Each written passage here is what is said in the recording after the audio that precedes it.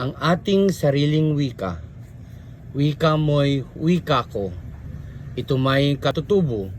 Ito'y tatak Pilipino ng liping kakulay mo. Ngunit ang ating wikang pambansa, Pilipino ang siyang tunay na itinakda, pagkat ito'y tunay na puno ng diwa at bukang bibig ng mas maraming dila. Sadyang maalamat ito, pagkat ito ay simbolo ng ating pagka-Pilipino, ng kasarilan ng lahi mo. Tandaan, ang di magmahal sa wika na sariling atin ay di ang banyaga, ay higit pa sa amoy ng isang isda na nalalansa at sadyang bulok na. Kaya't dapat pagbunyi mo ang wikang kinagisnan mo ng buong puso at respeto, pagkat ito ay biyaya mo.